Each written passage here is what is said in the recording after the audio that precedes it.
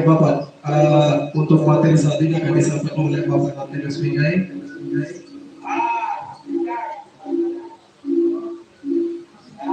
Iya, Pak.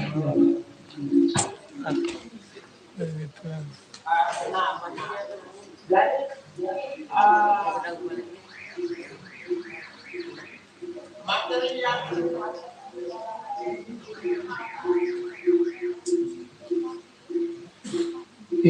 ini Bapak akan menyampaikan tentang materi pengenalan lingkungan Bapak. Oke, tentang pengenalan lingkungannya.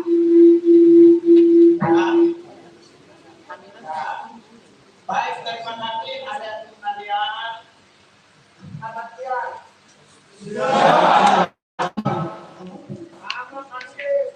Ahmad Alif. Ahmad Zabair.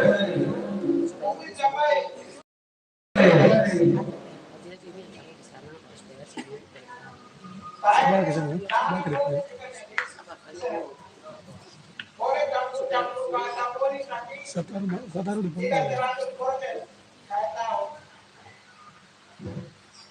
Tapi kalau mau percaya marah saya pakai bahasa Puri. Kalau yang baik-baik itu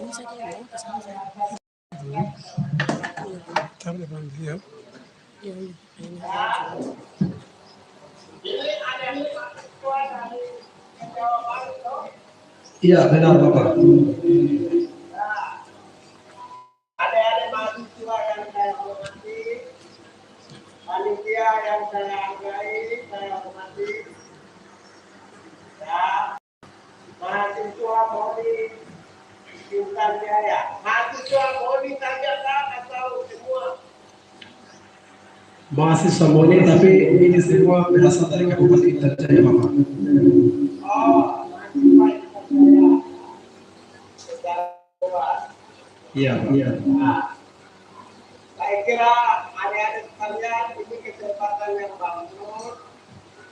Pengenalan seperti ini dibutuhkan karena bagaimanapun bagi mahasiswa yang baru dan mahasiswa itu lebih banyak berdialog, lebih banyak berdiskusi, ya. Karena manusia yang hebat itu dia harus melatih berpikir. Cara berpikirnya, bagaimana cara berpikir yang benar-benar sehat, yang berlogika yang sehat, ya, yang rasional dan bisa dipertanggungjawabkan.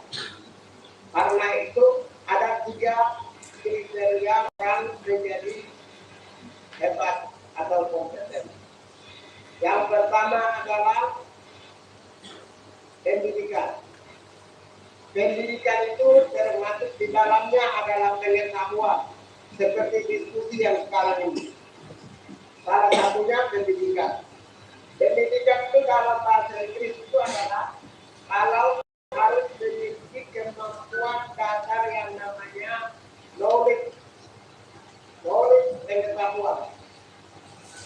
Kalau kemampuan dasar yang namanya knowledge atau pengetahuan itu kamu memiliki, maka kecerdasan analisa, kecerdasan berpikir, daya tangkap, daya ingat, daya pikir pasti akan lebih baik dan lebih berkuasa.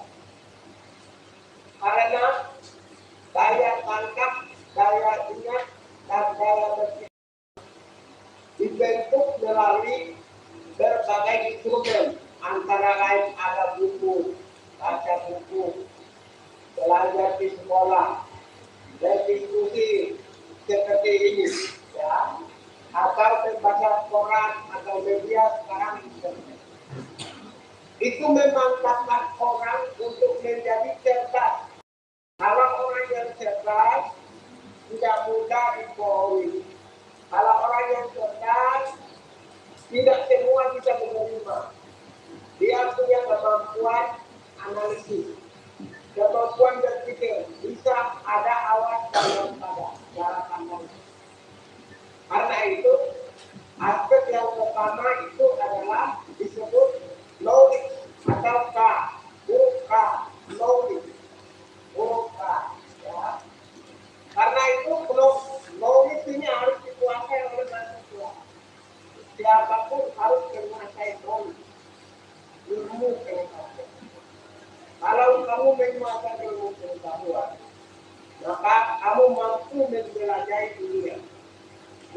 menjelajahi dunia yang dimaksud itu apa? Menjelajahi dengan alam pikirannya. Kemampuan berpikirnya itu menjangkau dunia. Karena kamu punya pengetahuan yang luas, wawasan yang luas. Wawasan dan pengetahuan itu adalah senjata tajam, senjata yang mampu menyalakan perang. Pengetahuanmu itu adalah kemampuan senjata meriam yang bisa menghancurkan lawan. Kalau kamu memiliki kecerdasan, ibarat ember.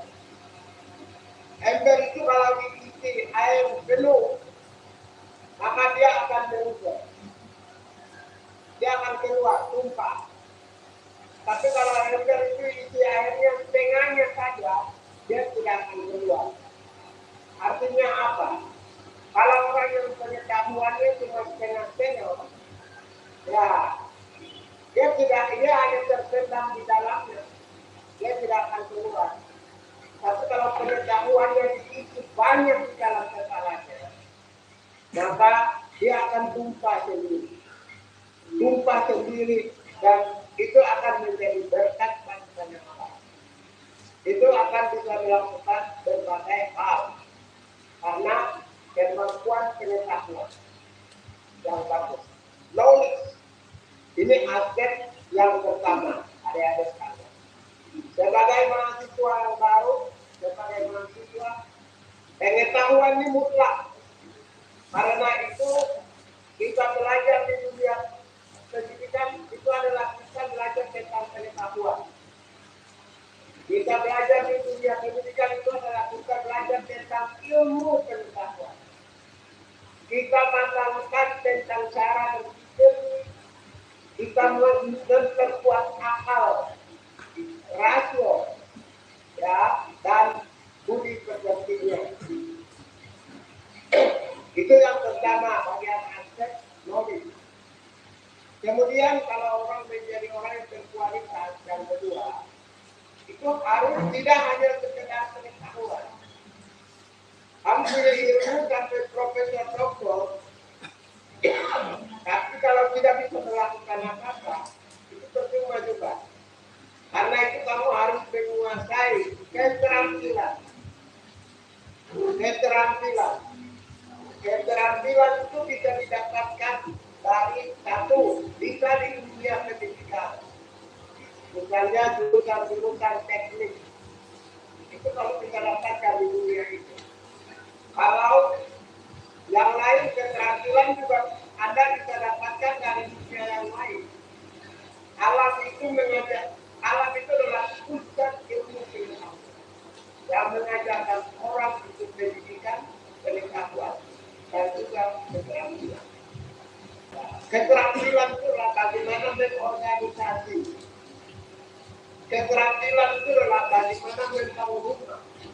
Keterampilan itu adalah bagaimana menjadi seorang pemimpin, bupati, kepala dinas, dan memimpinnya. Knowledge, pengetahuan. Yang kedua adalah skill, keterampilan. Kalau orang yang tidak punya keterampilan, dia tidak akan bisa bikin apa-apa. Meskipun dia sarjana S1 dari Jawa, tapi kalau tidak punya keterampilan usaha, dia tidak punya keterampilan bergaul, kalau dia tidak punya keterampilan untuk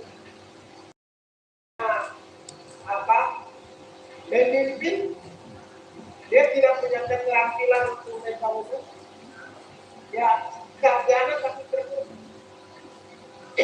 Karena itu, selain ilmu pengetahuan, yang kedua adalah skill, keterampilan. Yang tadi itu mampu karena ilmu pengetahuan, Anda bisa mampu menjelajahi dunia, alam semesta dengan pikiran. Tapi kalau yang keterampilan itu, kalau kamu menguasai, kamu bisa menciptakan dunia. Seperti mama bikin noken. Mama itu bikin noken itu langsung. Dia bisa menciptakan dunianya sendiri karena dia terampil. Karena itu tidak hanya orang itu sarjana, tapi harus juga diketahui dan dimiliki keterampilan, keterampilan menulis, keterampilan komputer, keterampilan IT, information technology. Ya, seperti Aryan Belau, pilot terampil, ada pengetahuan yang dia belajar, tapi juga dia keterampilan, terampil menerbangan pesawat. Itu skill, ada knowledge dan ada skill. Dua itu wajib. Seorang sarjana tidak cukup hanya pengetahuan, sekalipun dia sarjana ilmu pengetahuan sosial. Dia tetap juga membutuhkan keterampilan. Ya, keterampilan manajemen yang baik, keterampilan untuk menyampaikan materi kepada publik, keterampilan untuk memimpin kata, keterampilan untuk memimpin sidang, keterampilan untuk termasuk juga untuk mendaki gunung, keterampilan untuk mengambil tambang-tambang yang ada dalam tanah. Itu terampil. Karena itu selain yang tadi tulis pengetahuan, yang harus dikuasai oleh mahasiswa adalah keterampilan. Baru yang ketiga itu adalah A. Yang pertama K, knowledge, yang kedua S, skill, yang ketiga itu adalah A, attitude. Ada dengar kan? Ya. Attitude. Yang ketiga, halo. Iya, dengar. Dengar. Yang ketiga adalah attitude. Ini menyangkut tentang perilaku. Perilaku itu ada dua. Satu, perilaku di dunia organisasi atau dunia kerja. Rajin, disiplin, kerja jujur, kerja baik, kerja yang benar. Yang kedua itu moral dan mental. Moral dan mental itu orang yang tidak mau korupsi, punya integritas, yang mau menjaga nama baik, tidak mau terjun dalam hal-hal yang buruk. Ya. Itu yang disebut attitude. Sorry, saya yang pertama knowledge, yang kedua skill, yang ketiga adalah attitude. Attitude itu adalah menyangkut tentang perilaku yang pertama terkait di dunia kerja atau dunia organisasi atau di dunia lingkungan. Bagaimana Anda bisa menjalankan aturan organisasi? Anda bisa mengikuti dan taat kepada aturan. Bagaimana Anda disiplin kerja? Bagaimana Anda jujur dan bertanggung jawab atas pekerjaan? Masuk jam 7 pulang jam 4. Itu adalah tanggung jawab. Ya. Karena itu attitude. Attitude ini sangat penting. Itu yang pertama. Yang kedua adalah attitude dan bagian kedua itu adalah moral tentang agama, nilai-nilai spiritualitas. Ya. Moral, nilai tidak korupsi, nilai tidak menipu, tidak berbohong. Nah, itu masuk dalam kategori attitude. Kalau tiga aspek knowledge, skill, dan attitude Anda menguasai, maka Anda akan menjadi manusia yang kompeten. Manusia yang kompeten, orang yang memiliki kompetensi dalam pengetahuan, kompetensi di dalam keterampilan dan kompetensi dalam perilaku, moral dan mental, maka dia akan disegani, dia akan menjadi sumber informasi, dia akan dihormati dan dihargai. Dan ketika dia menjadi pemimpin, maka pemimpinnya akan mampu memimpin dan mampu membawa kesejahteraan. Tidak ada makan siang yang gratis. Semua itu ada pengorbanan. Kalau Anda belajar itu adalah sebuah pengorbanan. Ya, Anda baca buku itu sebuah pengorbanan.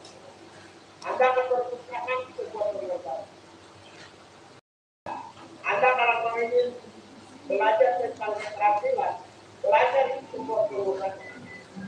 Karena itu mempersiapkan diri dan hormat itu mempersiapkan keterampilan, mempersiapkan keterampilan, dan mempersiapkan diri dan perilaku di dunia kerja, dunia organisasi, di dunia lingkungan masyarakat, dan moral yang terkait dengan kebersihan keagamaan. Jadi sekarang begini, nanti di wilayah kita akan masuk permukaan dunia laku, blok laku, tambang laku, semua di mana-mana orang akan masuk. Begitu masuk, perusahaan itu akan menerapkan standar internasional seperti Freeport. Freeport juga wilayah kita menerapkan standar internasional. Kenapa orang-orang kita itu tidak mampu menjadi pemimpin itu? Karena pengetahuannya terbatas, juga belum pernah dipersiapkan. Keterampilannya sudah pas-pasan.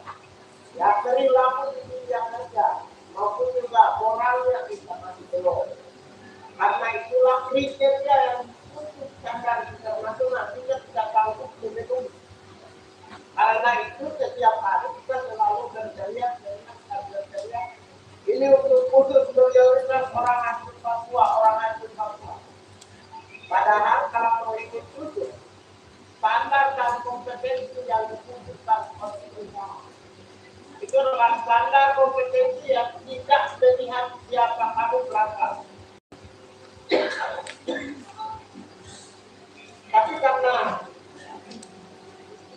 kita belum memahami bagaimana pentingnya pendidikan, bagaimana pentingnya keterampilan, bagaimana pentingnya mengikuti aturan-aturan dunia kerja, menghormati perilaku di dunia kerja dan bangsa, maka kita selalu diabaikan.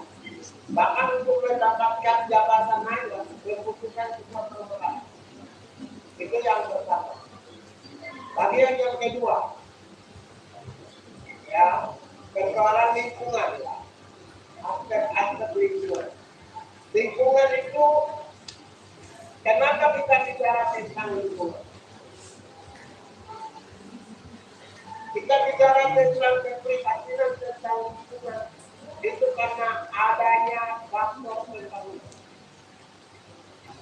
Kita bicara tentang lingkungan karena adanya faktor perusahaan-perusahaan berskala besar dan ekosistem dan biota.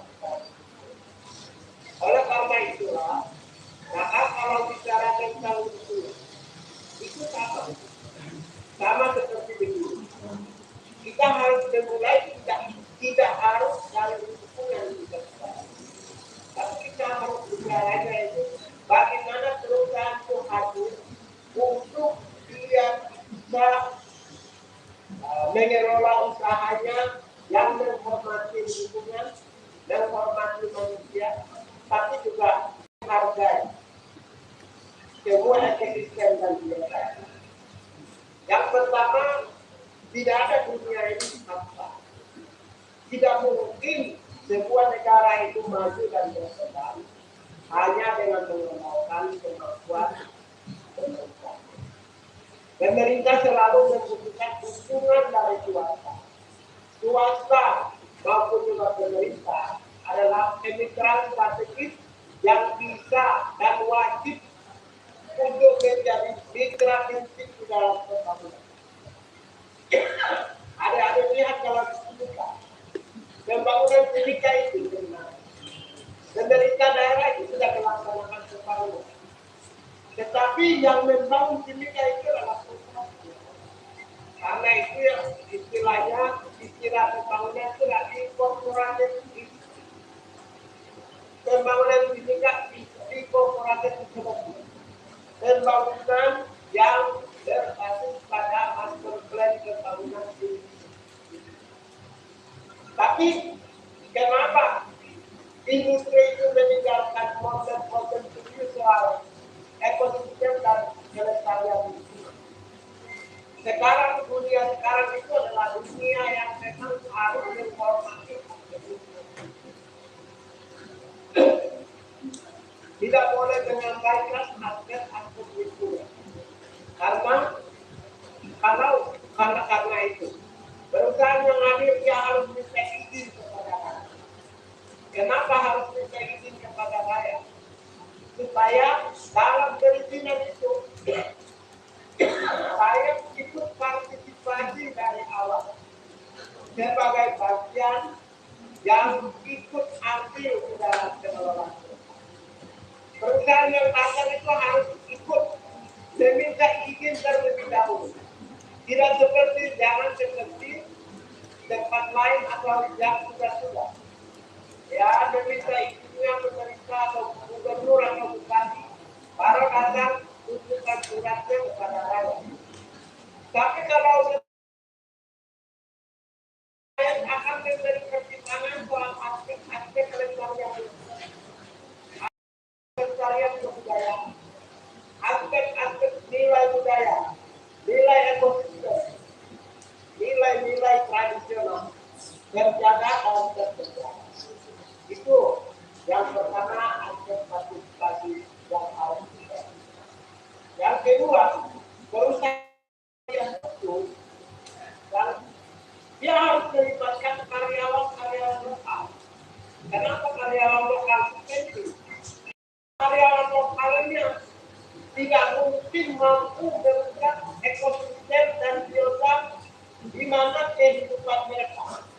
Apalagi orang Papua memiliki hubungan audasi antara manusia Papua dengan alam sendiri hubungan Papua.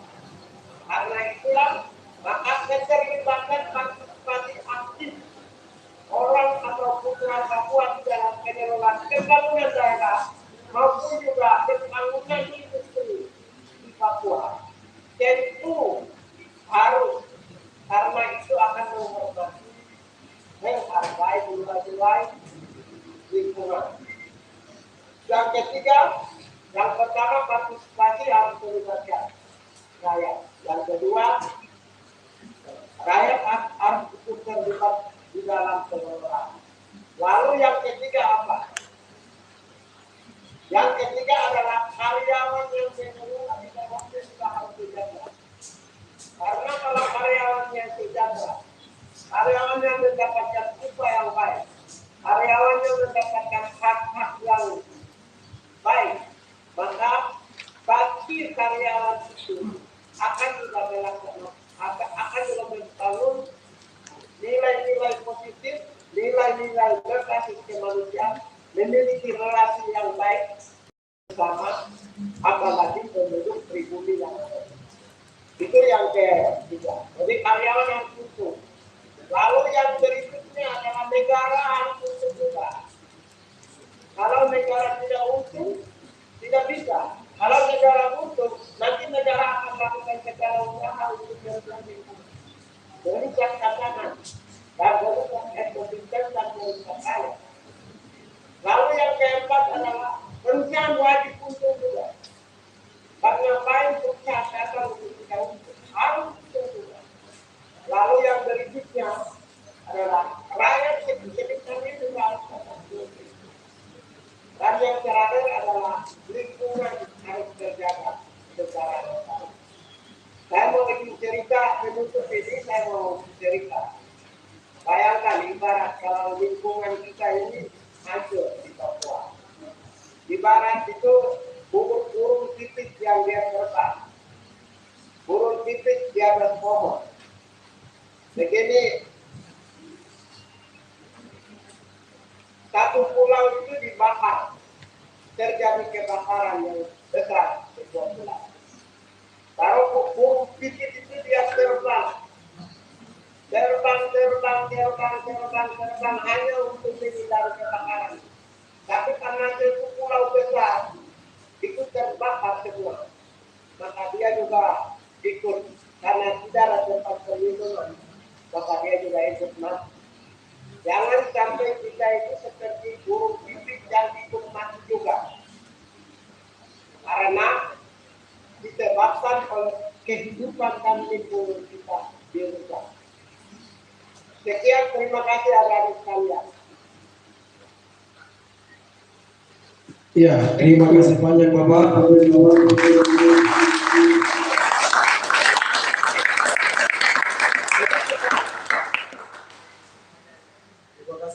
kasih Bapak untuk materi yang sudah disampaikan sangat luar biasa dan sangat bermanfaat bagi kami. Saya masuk juga dari mana? Sekarang. Iya Bapak. Iya Bapak. Ini jika Bapak bersedia ada ingin mau kasih satu pertanyaan Bapak. Boleh. Baik, kalau ada Bapak mau kasih prioritas yang ini mau kasih pertanyaan kepada Bapak Patanius Migai. Kesempatan yang bagus ini silakan langsung bertanya.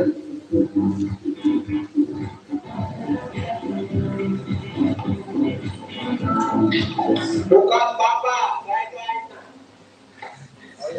Oh iya, siap, Aina. Ya, jika ada yang ingin bertanya, silakan langsung angkat tangan sebelum Bapak meninggalkan ruangan. Ya, ada satu mahasiswa baru, Adi Gerson, silakan berdiri dan bertanya.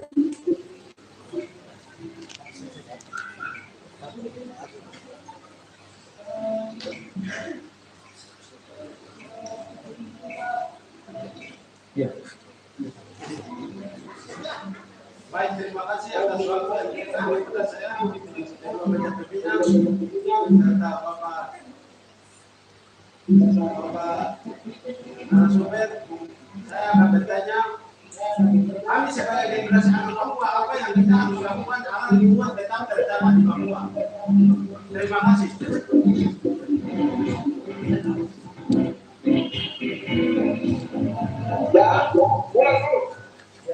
Ya, Bapak pertanyaannya tadi disampaikan bahwa kami sebagai anak generasi Papua, apa yang harus kami lakukan agar lingkungan di Papua itu tetap terjaga dengan baik?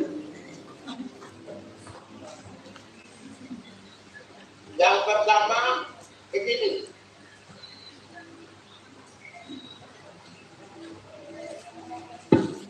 Ya, yang pertama,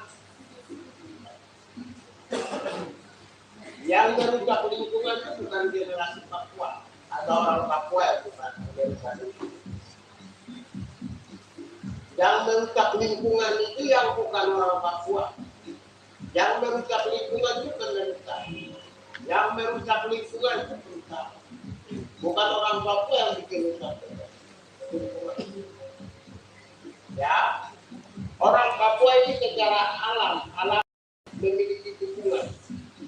Ya, kita orang Papua dengan batu, kita orang Papua dengan pohon, dengan tanah, dengan gunung. Tempat-tempat khusus yang memiliki ikatan batu, nilai-nilai budaya yang kuat, totemisme yang kuat. Kita berasal dari marga ular, kita berasal dari marga angin, kita berasal dari marga batu, pohon. Nah, itu kan nilai-nilai totemisme. Nilai ekonomi juga memiliki hubungan dan kuat dengan manusia, dengan alam semesta. Ya, kalau yang pohon, yang makanan tertentu itu tidak boleh dimakan karena diyakini orang ini berasal dari sini. Jenis-jenis binatang tertentu tidak boleh makan karena mereka berasal. Secara otomatis, totemisme itu secara otomatis meningkatkan hati, nilai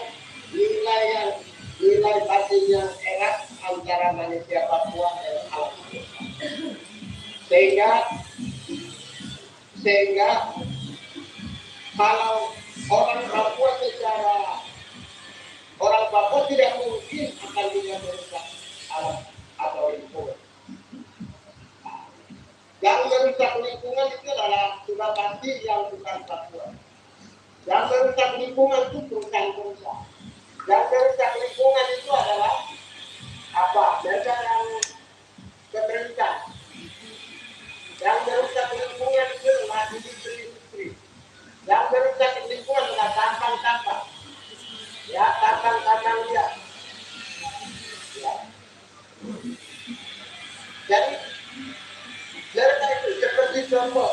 1952. Peristiwa Minamata di Jepang. Peristiwa Minamata di Jepang itu terjadi begini. Tiba-tiba di daerah Minamata di Jepang itu terjadi ada yang bergerokan, ada yang sakit jiwa, ada kehilangan pikiran, ada yang jantungan, ribuan orang yang mati. Tahun 1954 di Minamata Jepang. Setelah diselidiki, ternyata tahun 1930-an itu ada perusahaan, ada perusahaan tambang di Minamata yang pernah dibangun di operasi di Minamata tahun 1930-an. Itulah yang menyebabkan merkuri, karena dia menggunakan merkuri, menyebabkan banyak orang di Minamata. Akibatnya banyak orang, ribuan orang, 25 tahun kemudian ditemukan ribuan orang meninggal dunia. Itu karena faktor merkuri. Sekarang di Degewo misalnya, di daerah Degewo, daerah biru, merkuri itu sudah sampai dengan sudah sekian puluhan tahun. Mereka itu sudah masuk ke dalam tanah, turun ke bawah di dalam daerah aliran sungai, kemudian sampai dengan laut. Di laut sudah menyebar kemana-mana. Nah, oleh karena itu jangan sampai nanti suatu saat akibat atau faktor dari merkuri itu bisa menyebabkan saudara-saudara kita semua, keluarga-keluarga kita mati. Nah, itulah sebenarnya. Jadi apakah orang Papua yang menyebabkan lingkungan yang hancur? Tidak. Yang menyebabkan lingkungan hancur itu adalah lingkungan. Nah, apa yang perlu dilakukan oleh generasi muda? Yang persiapan. Yang pertama, kalau dia pemimpin yang harus memprioritaskan pelestarian lingkungan. Proteksi terhadap alam semesta. Proteksi terhadap lingkungan. Kalau jadi politisi yang mampu mendorong kebijakan yang melakukan proteksi terhadap lingkungan. Kalau kamu jadi rakyat biasa, harus bisa menghormati dan melestarikan. Syukur kalau kamu menjadi aktivis lingkungan yang menentang orang-orang yang melakukan kejahatan. Itulah yang kita bisa lakukan. Jadi kalau kita menyampaikan kepada orang Papua itu rusak lingkungan, ya tidak faktor merusak lingkungan itu yang bukan Papua. Karena itu yang kita lakukan, kami akan potensi menjadi pemimpin daerah. Misalnya ada yang jadi bupati kalian ini, mungkin kalian ada yang jadi gubernur, kalian ada yang jadi DPR, kabupaten, kota, provinsi, nanti kalian akan jadi birokrat kepala kita. Kalau sudah jadi pejabat, yang harus diperhatikan adalah bagaimana menyelamatkan lingkungan dan bagaimana melestarikan lingkungan. Menyelamatkan lingkungan itu melindungi atau memproteksi lingkungan dari ancaman. Ya, melestarikan lingkungan itu dari yang sudah dirusak. Kamu harus ikut melestarikan lingkungan. Saya kira itu. Oke. Ya, terima kasih banyak Bapak untuk jawaban yang diberikan sangat puas. Iya. Ya. Begitu sudah. Oke, untuk materi kali ini waktunya sudah habis. Ya. Jadi terima kasih banyak. Yo, aman kali.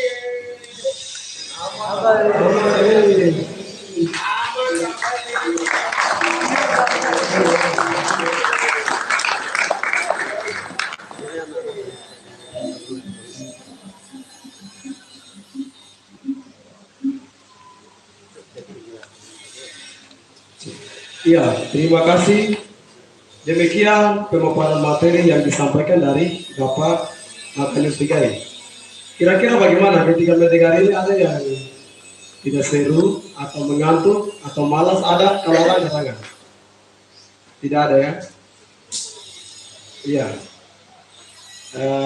Terima kasih juga untuk pertanyaan yang tadi Ada Gerson sampaikan, sangat luar biasa. Jadi apa yang tadi sudah bertanya punya sudah jawab. Itu yang bisa kita lakukan untuk menjaga lingkungan kita di sana nanti. Iya. Kemudian selanjutnya karena waktu kita sudah cukup, jadi waktu selanjutnya saya persilakan kepada Notulen untuk mengambil kesimpulan dari materi pengenalan lingkungan ini.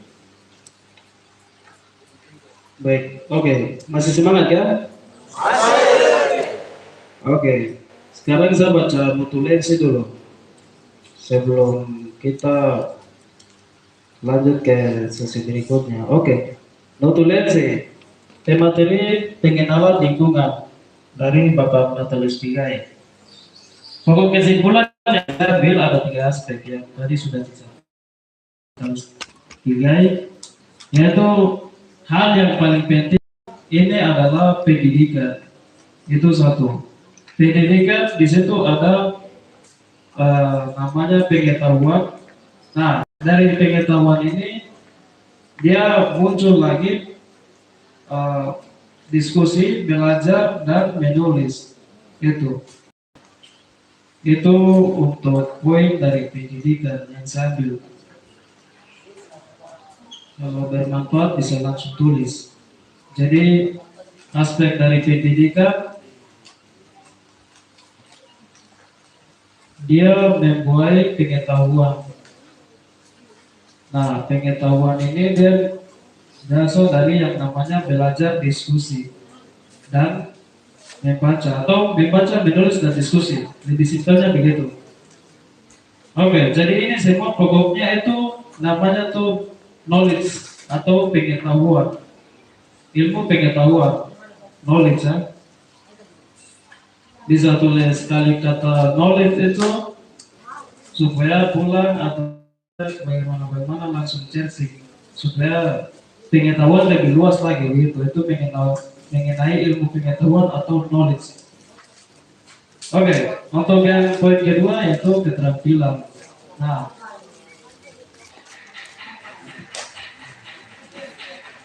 jadi di keterampilan ini adanya knowledge keterampilan juga, yaitu ilmu pengetahuan keterampilan. Itu berasal dari knowledge juga. Kemudian skill keterampilan itu di luar dari pengetahuan keterampilan.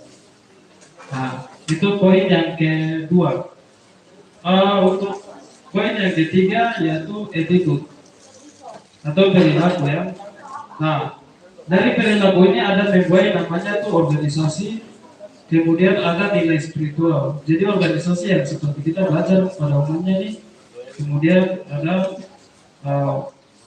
nilai spiritual. Spiritual semacam ibadah. Contohnya kayak kemarin sebelum kita memulai kita punya kegiatan ini, kita membuka dengan ibadah. Itu nilai spiritual yang kita terapkan di attitude. Itu dari 3 aspek yang penting.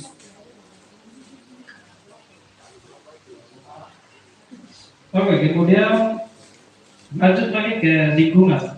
Lingkungan yang tadi Bapak Natalius Pigai sampaikan, yaitu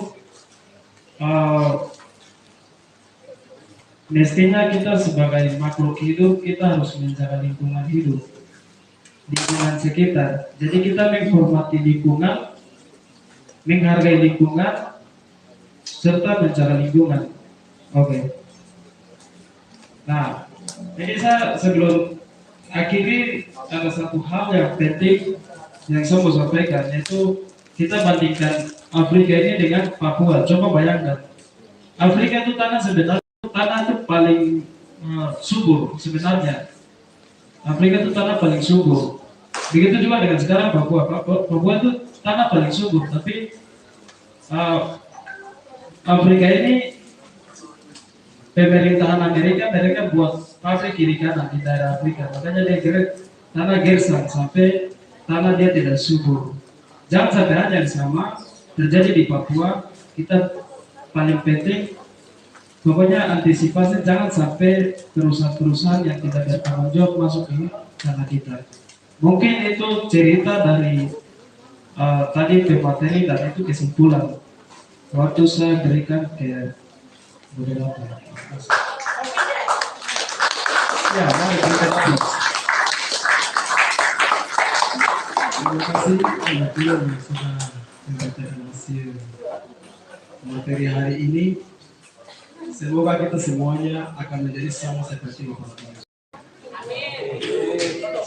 Waktu selanjutnya kami berikan kepada sesi.